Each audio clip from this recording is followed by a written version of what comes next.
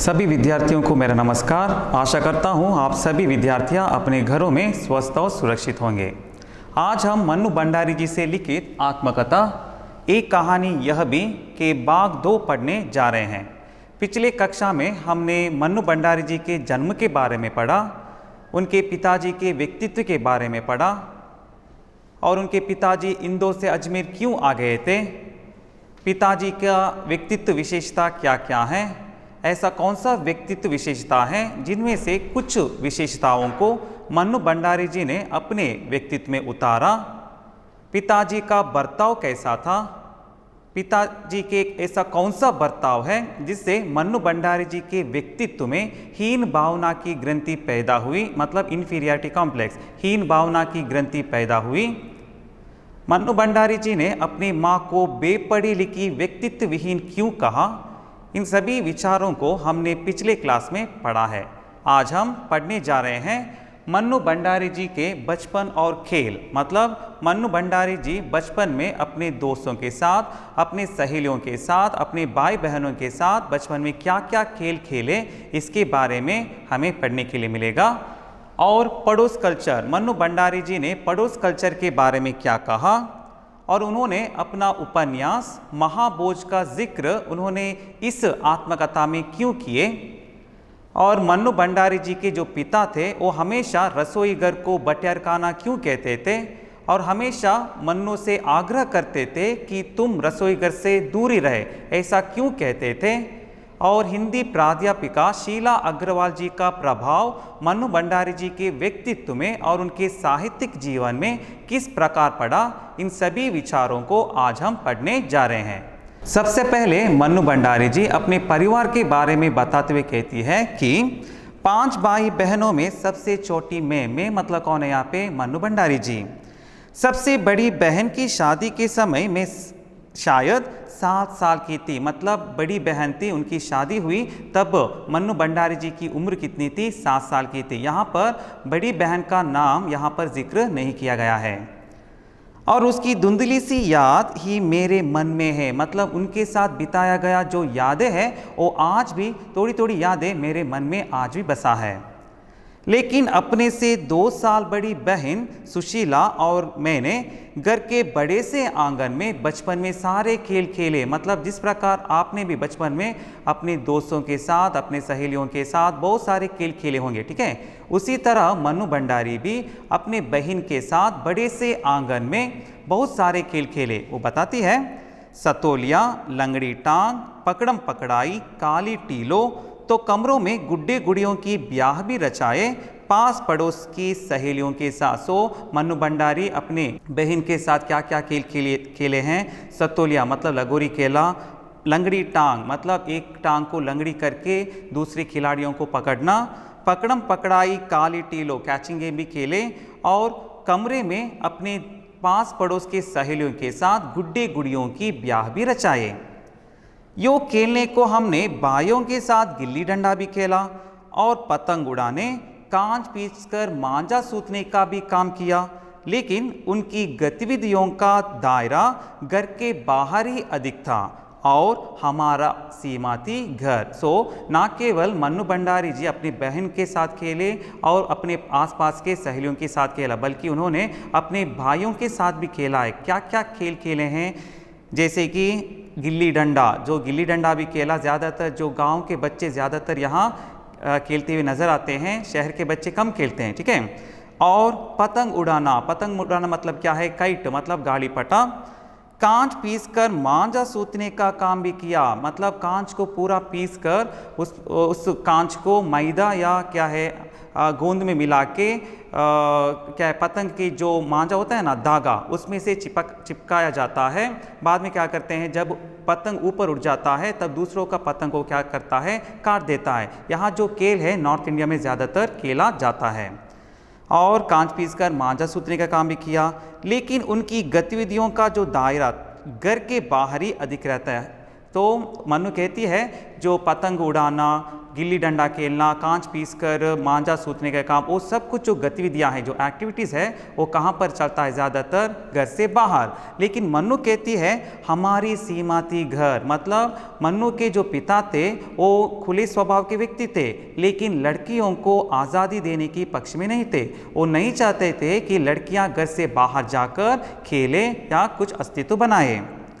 हाँ, इतना ज़रूर था कि उस ज़माने में घर की दीवारें घर तक ही सीमित नहीं होती थी, बल्कि पूरे मोहल्ले तक फैली रहती थी। इसलिए मोहल्ले के किसी भी घर में जाने पर कोई पाबंदी नहीं थी, बल्कि घर तो परिवार का हिस्सा ही थे। मतलब मन्नू भंडारी जी अपने समय के बारे में बताते हुए कहती है कि उस ज़माने में घर के जो दीवारें थे घर तक समाप्त नहीं होता था। मतलब आजकल क्या है, एक कंपाउंड रहता है, कंपाउंड के अंदर घर रहता है। उस ज़माने में क्या हुआ करता था कि दीवारें हमारे घर तक सीमित नहीं रहते थे, बल्कि पूरे मोहल्ला, पूरा सोसाइटी तक फैला हुआ था। और हम बच्चे किसी के घर में घुसकर आते थे, कोई पाबंदी नहीं, कोई रिस्ट्रिक्शन नहीं, कोई रोक टोक नहीं, बल्कि आसपास के जो पड़ोस थे वो हमारे परिवार के लोगों की तरह रहते थे। आज तो मुझे बड़ी शिद्दत के साथ यह महसूस होता है कि अपनी ज़िंदगी खुद जीने का इस आधुनिक दबाव से महानगर के फ्लैटों में रहने वालों को हमारे इस परंपरागत पड़ोस कल्चर से विच्छिन्न करके हमें कितना संकुचित, असहाय और असुरक्षित बना दिया। मतलब मन्नू भंडारी जी यहाँ कहना चाहते हैं कि मैं आज बड़ी कॉन्फिडेंस के साथ कहना चाहती हूँ कि आधुनिक दबाव से आज लोग अपनी ज़िंदगी खुद जी रहे हैं। उदाहरण के लिए बताते हैं कि बड़े बड़े फ्लैट में रहने वाले लोग, जैसे महानगर में फ्लैट में रहने वाले लोग, इससे पता चलता है कि मन्नू भंडारी जी दिल्ली जैसे महानगर में रहती है और फ्लैट में आज रह रही है। तो वो बताती है कि आज जो फ्लैट में रहने वाले जो लोग हैं, हमारे जो पुराना परंपरा मतलब पड़ोस कल्चर, इस पड़ोस कल्चर को अपने जीवन से क्या किए हैं, अलग कर दिए हैं। मतलब पड़ोस कल्चर का अर्थ है, पिछले ज़माने में क्या हुआ करता था, दीवारें जो थे पूरा मोहल्ला तक फैला हुआ करता था। हम सभी बच्चे किसी के घर में घुसकर आते थे, कोई पाबंदी नहीं थी, और सभी जो लोग थे, आसपास के जो पड़ोस के जो लोग थे, हमारे परिवार की तरह रहते थे। मतलब दुख सुख में शामिल होते थे, सब कुछ हम एक साथ करते थे। बल्कि आजकल जो फ्लैट में रहने वाले जो लोग हैं वो किसी से बात करना नहीं चाहते और सुख दुख में शामिल होना नहीं चाहते, बल्कि क्या है, वो लोग घर में सिमटे हुए हैं। घर में क्या, आजकल वह लोग जो है कमरे में सिमटे हुए हैं। मतलब इतना बिजी हो गए हैं कि अपने आप को असुरक्षित महसूस कर रहे हैं। कम से कम 1 दर्जन आरंभिक कहानियों के पात्र इसी मोहल्ले के हैं जहां मैंने अपनी किशोर अवस्था गुजार अपनी युवा अवस्था का आरंभ किया था। 1-2 को छोड़कर उनमें से कोई भी पात्र मेरे परिवार का नहीं है। मतलब मन्नू भंडारी जी बताते हैं उन्होंने अनेकों उपन्यास या कहानियाँ वगैरह लिखे हैं। उनके प्रारंभिक कहानियों में उन्होंने उन्हीं पात्रों को लिया जो ब्रह्मपुरी मोहल्ले से जुड़े हुए हैं, जहां उनका किशोर अवस्था से युवावस्था गुजारी। ठीक है, 1-2 पात्र जो है जो उन्होंने अपने परिवार से लिया, बल्कि सभी पात्र जो है ब्रह्मपुरी मोहल्ले से जुड़ा हुआ है, जो उन्होंने अपनी कहानी में उतारा है। बस इसको देखते सुनते इनके बीच ही मैं बड़ी हुई थी, लेकिन इनकी छाप मेरे मन पर कितनी गहरी थी, इस बात का एहसास तो मुझे कहानियाँ लिखते समय हुआ। मतलब मनु कहती है कि मैंने उनको ब्रह्मपुरी लोगों के साथ रहकर मैं क्या हुई हूँ, बड़ी हुई हूँ, और उनका छाप मेरे मन में है तब पता चला जब मैंने कहानियाँ लिखना शुरू की। इतने वर्षों के अंतराल ने भी उनकी भाव भंगिमा, भाषा किसी को भी धुंधला नहीं किया था, और बिना किसी विशेष प्रयास के बड़े सहज भाव से वे उतरते चले गए थे। मतलब मनु कहती है कि आज इतना साल बीतने के बावजूद भी ब्रह्मपुरी लोगों की जो उनकी भाषा हो, भाव भंगिमा हो, रहन सहने का जो तरीका हो, वो मैंने आज तक नहीं भूला।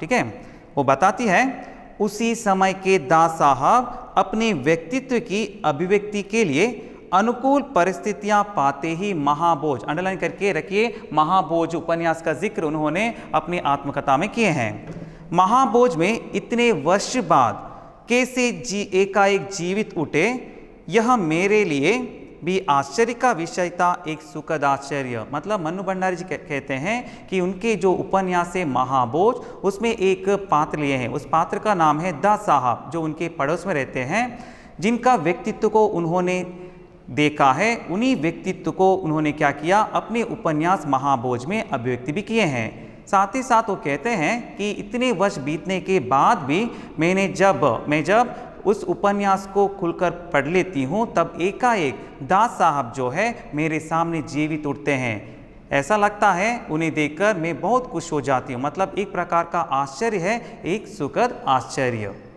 अगले पैराग्राफ में हम मन्नू भंडारी जी के पिता रसोई घर को बटेरखाना क्यों कहते थे और मन्नू भंडारी जी को बार बार आग्रह करते थे कि तुम रसोई घर से दूरी रह, क्यों ऐसा कहते थे, इसके बारे में हम अगले अनुच्छेद में पढ़ेंगे। उस समय तक हमारे परिवार में लड़की के विवाह के लिए अनिवार्य योग्यता थी। उम्र में 16 वर्ष और शिक्षा में मैट्रिक। 16 वर्ष मतलब कितना है, 16 ईयर्स, और मैट्रिक मतलब 10वीं पास। ठीक है। उस समय में लड़कियों का जो शादी होने का जो अनिवार्य योग्यता का अर्थ है एलिजिबिलिटी थी, 16 वर्ष होना है और कम से कम क्या है, मैट्रिक पास होना है।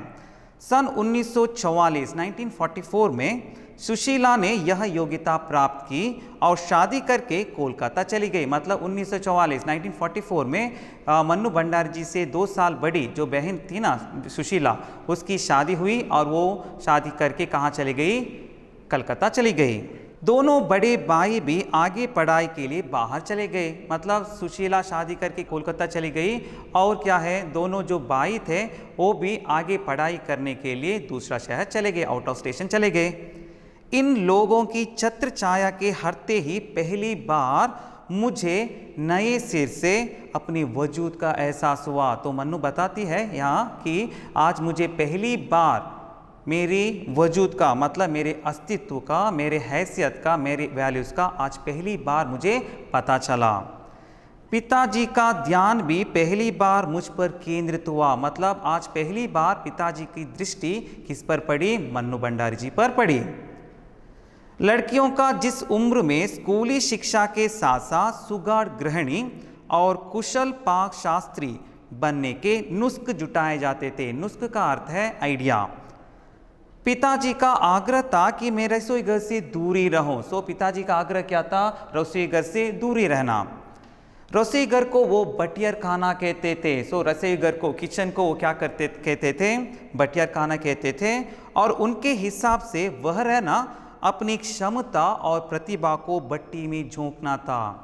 मतलब मन्नू भंडारी जी कहते हैं लड़कियों को जिस उम्र में, मतलब 10वीं कक्षा पास होते ही लड़कियों को क्या किया जाता है, रसोई घर में काम वगैरह सिखाते हैं। मन्नू भंडारी जी बताते हैं कि जिस प्रकार लड़कियां जिस उम्र में स्कूली शिक्षा खत्म होते ही उन्हें क्या करना पड़ता है, रसोई घर में काम करना पड़ता है। ठीक है, ताकि ससुराल जाते वक्त उनके मायके की नाक ना कटे। तो मन्नू भंडारी जी जब रसोई घर में काम कर रही थी, इसे देखकर मन्नू के पिता आग्रह करते थे, देखो मन्नू तुम रसोई घर से दूरी रहा, क्योंकि वो रसोई घर को बटियर खाना कहते थे। बटियर खाना करते हैं भट्टी, मतलब चूल्हा का कमरा, मतलब शोरगुल मचने वाला कमरा भी कहा जा सकता है।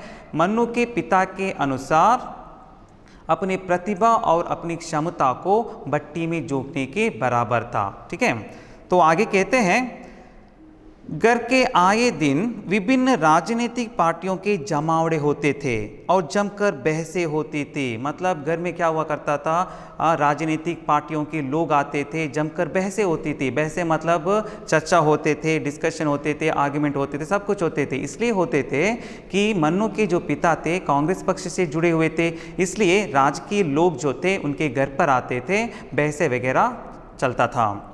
बहस करना पिताजी का प्रिय शगल था। मतलब बहसें, आर्ग्यूमेंट करना, चर्चा करना पिताजी का जो था नॉर्मल काम था।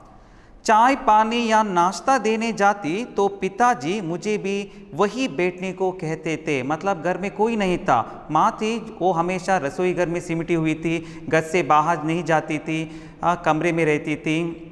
बल्कि मन्नू क्या करती थी, जब चाय नाश्ता देने के लिए चली जाती थी तब पिताजी क्या करते थे, उसे अपने पास बैठने के लिए कहते थे। क्यों कहते थे, वे चाहते थे कि मैं भी वही बैठूं सुनूं और जानूं कि देश में चारों ओर क्या कुछ हो रहा है। देश में तो कितना कुछ हो रहा था, मतलब देश में जो कुछ हो रहा है वो विचार मन्नू को पता चले, जाने समझे, इसलिए मन्नू के पिता क्या करते थे, उसे अपने पास बैठने के लिए कहते थे। सन 1942 के आंदोलन के बाद तो सारा देश जैसा खोल रहा था, मतलब 1942 जानते हैं ना आप कौन सा है वो, क्विट इंडिया मूवमेंट जो कहते हैं, या भारत छोड़ो आंदोलन। इसका मुख्य लक्ष्य क्या था, ब्रिटिश साम्राज्य का समाप्त करना। इसे अगस्त क्रांति भी कहा जाता है। 1942 में जो आंदोलन हो रहे थे, पूरा देश क्या हो रहा था, खोल रहा था। लेकिन विभिन्न राजनीतिक पार्टियों की नीतियां, उनके आपसी विरोध या मतभेदों की तो मुझे दूर दूर तक कोई समझ में नहीं आती थी। मन्नू भंडारी कहते हैं कि आए दिन क्या होता था, हमारे घर में राजनीतिक लोग आते थे, बहसें होता था, नीतियाँ वगैरह चलती थी, मतभेद होता था, सब कुछ होता था। लेकिन मन्नू भंडारी यह कहना चाहती है कि मुझे राजनीति के बारे में कुछ भी समझ में नहीं आती थी। इस संदर्भ में एक बात कहना चाहता हूँ कि हाल ही में अगर आप मन्नू भंडारी जी के इंटरव्यू पढ़ेंगे, वो एक तरफ लिखती है कि मुझे राजनीति में उतना दिलचस्पी नहीं है, लेकिन उन्होंने सन 1946 और 1947 में उन्होंने स्वतंत्रता संग्राम में पूरी तरह से भाग लिए, ये हमें याद यहाँ पर रखना है। अगले पैराग्राफ में हम हिंदी प्राध्यापिका शीला अग्रवाल जी का प्रभाव मन्नू भंडारी जी के व्यक्तित्व में और साहित्यिक जीवन में किस प्रकार पड़ा, इसके बारे में हम अगले अनुच्छेद में पढ़ेंगे। 10वीं कक्षा तक आलम रहा था कि बिना किसी खास समझ के घर में होने वाली बहसें सुनती थी। मतलब घर में क्या हुआ करता था, राजनीतिक पक्षों के जो लोग आते थे, चर्चा करते थे, बहसें करते थे, वो सिर्फ सुनती थी, समझ में नहीं आती थी दूर दूर से उसे। और बिना चुनाव किए, बिना लेखक की अहमियत से परिचित हुए किताबें पढ़ती थी। मतलब बिना चुनाव किए, बिना सेलेक्ट किए, लेखकों के इम्पोर्टेंस जाने बिना वो क्या करती थी, जो हाथ में किताब लगती थी उसे क्या करती थी, पढ़ लेती थी। लेकिन सन 1945 मतलब 1945 में जैसे ही 10वीं पास करके मैं फर्स्ट ईयर में आई, हिंदी प्राध्यापिका शीला अग्रवाल से परिचय हुआ। 1945 में उन्होंने 10वीं कक्षा पास की और फर्स्ट ईयर मतलब फर्स्ट पीयूसी में एडमिशन ली। तब उन्हें हिंदी प्राध्यापिका शीला अग्रवाल जी का परिचय हुआ।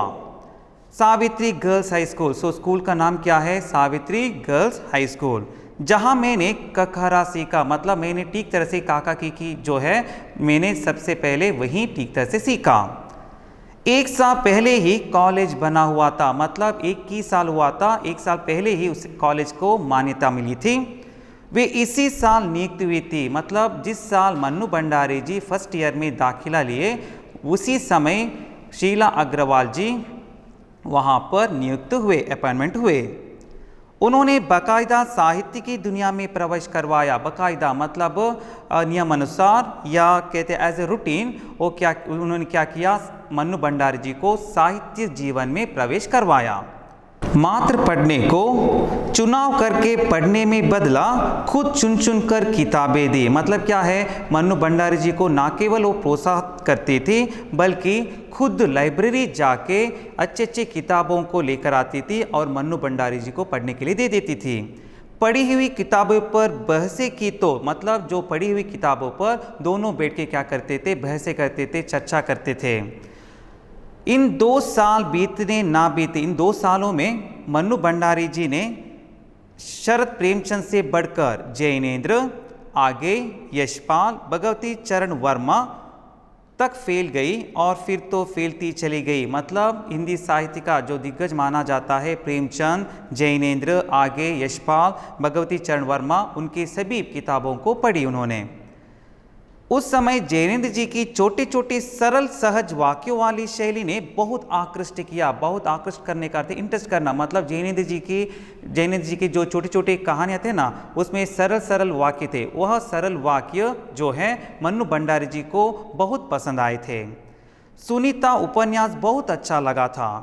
आगे जी का उपन्यास शेखर एक जीवनी पढ़ा ज़रूर, पर उस समय वह मेरी समझ के सीमित दायरे में समा नहीं पाया। मतलब आगे जी का शेखर एक जीवनी पढ़ा, ज़रूर पढ़ा, लेकिन वो ठीक तरह से समझ नहीं पाई।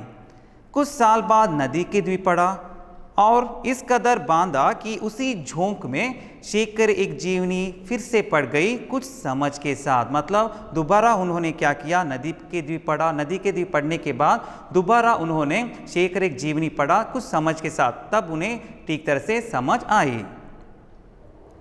इसी संदर्भ में जैनेन्द्र का त्यागपथ, भगवती बाबू का चित्रलेखा पढ़ा और शीला अग्रवाल के साथ लंबी लंबी बहसें करते हुए उस उम्र में जितना समझ सकती थी समझा। मतलब इन 2 सालों में मन्नू भंडारी जी जितना समझ सकते थे उतना वो समझ गए। अगले पैराग्राफ में हम शीला अग्रवाल जी का प्रभाव मन्नू भंडारी जी के व्यक्तित्व में किस प्रकार पड़ा, इसके बारे में हम पढ़ेंगे। शीला अग्रवाल ने मन्नू भंडारी जी को साहित्यिक क्षेत्र में प्रवेश ही नहीं कराया, बल्कि 4 दीवार के बीच बैठकर पिताजी ने जो देश की स्थितियों को जानने समझने का जो सिलसिला पिताजी ने जो शुरू किया था, वहाँ से खींचकर मन्नू भंडारी जी ने क्या किया, सक्रिय भागीदारी में बदल दिया। सन 1946-1947 के दिन वे स्थितियाँ उसमें वैसे भी घर में बैठे रहना संभव था भला। मतलब 1947 मतलब आंदोलन का दौरा चल रहा था, आज़ादी की मांग हो रही थी, कोई भी घर में नहीं बैठता था। ठीक है, तो क्या होता था, प्रभात फेरियाँ, हड़तालें होती थी, हड़तालें मतलब स्ट्राइक होती थी, जुलूस प्रोसेशन होते थे और हर शहर, हर मोहल्ले, हर गली में भाषण वगैरह हुआ करता था। पूरे दमकम और जोश खरोश के साथ इन सब से जुड़ना हर युवा का उन्माद। मतलब हर एक युवा युवती जो थे इस उत्साह में डूबे हुए थे। मतलब सभी लोग स्वतंत्रता आंदोलन में भाग ले रहे थे। मैं भी युवा थी, तो मन्नू भंडारी जी बताते हैं कि मैं भी युवा थी और शीला अग्रवाल की जोशीली बातों ने रगों में बहते खून को लावे में बदल दिया। मतलब मन्नू भंडारी जी कहते हैं कि शीला अग्रवाल एक हिंदी प्राध्यापिका ही नहीं है, बल्कि एक अच्छा भाषणकार भी है। उनके जोशीले बातें सुनकर रगों में बहते खून को लावा में परिवर्तन कर दिया। मतलब क्या है, उनकी भाषण सुनकर मन्नू भंडारी जी के मन में उमंग, जोश उमड़ आए और उन्होंने भी स्वतंत्रता आंदोलन में सक्रिय रूप से भाग लिए। स्थिति यह हुई कि एक भावंडर शहर में मचा हुआ था और एक घर में। मतलब स्थिति यहाँ था कि एक भावंडर करते हैं तूफान, एक तूफान घर में मचा हुआ था और एक शहर में मतलब क्या है, जुलूसे होते थे, हड़ताल होते थे, सब कुछ होते थे। और घर में क्या होता था, राजकीय व्यक्ति जो आते थे, बैसे वगैरह चलता था ना, इसलिए मन्नू भंडारी जी कहते हैं एक भावंडर घर में हुआ करता था और दूसरा भावंडर कहाँ पर था, घर से बाहर। पिताजी की आज़ादी की सीमा यही तक थी कि उनके उपस्थिति में घर में आए लोगों के बीच बैठो, उठो, जानू, समझो।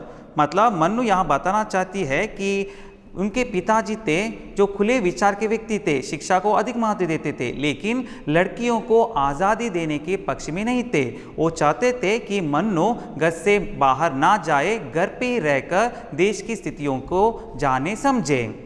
लेकिन मन्नू भंडारी आज़ादी चाहती थी, वो घर में रहने वालों में से नहीं है। ठीक है, तो वो क्या करती थी, देखिए, हाथ उठा कर नारा लगाती थी। नारा मतलब घोषणा करती थी। हड़तालें करवाती, मतलब जहाँ जहाँ पर हड़तालें नहीं होती थी, स्ट्राइक नहीं होती थी, वहाँ पर हड़तालें करवाती थी। मतलब इससे पता चलता है कि एक साधारण लड़की की असाधारण होने की जो जर्नी है वही है एक कहानी यह भी। ठीक है, लड़कों के साथ शहर की सड़कें नापती लड़की को अपनी सारी आधुनिकता के बावजूद बर्दाश्त करना उनके लिए मुश्किल हो रहा था। तो किसी की दी गई आज़ादी के दायरे में चलना मेरे लिए, तो मन्नू कहती है कि मैं आधुनिक युवा हूँ। ठीक है, वो बताती है कि मेरे जो पिताजी का आज़ादी का दायरा कहाँ तक था, घर तक। ठीक है, घर तक सीमित था, लेकिन वो घर से बाहर जाना चाहती है, वो आज़ादी चाहती है। कहते हैं ना, जहाँ पर बंधन है वहाँ पर आज़ादी नहीं, जहाँ पर आज़ादी है वहाँ पर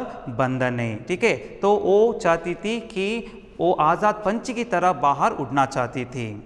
मन्नू कहती है, जब रगों में लहू की जगह लावा बहता हो तो सारे सारी वर्जनाएं और सारा भय कैसे ध्वस्त हो जाता है।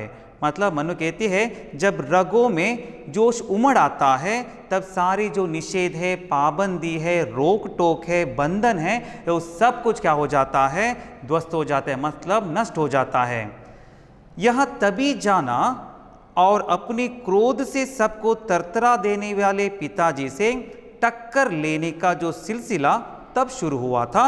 राजेंद्र से शादी की तब तक वह चलता ही रहा। तो मनु कहते हैं कि मेरे जो पिताजी थे स्वभाव में कैसे थे, बहुत क्रोधी थे, और मैं और मेरे पिताजी के बीच हमेशा किसी ना किसी विचार पर क्या होता था, टक्कर होती रहती थी। मतलब उनका मतभेद, मतलब कोई विचारों में मतभेद हुआ करता था, मतलब टक्कर हमेशा चलती रहती थी। तब तक चलती रहती थी जब तक मन्नू भंडारी जी ने अपने क्या है पसंद से राजेंद्र यादव से शादी की, तब तक यह सिलसिला चलता रहा।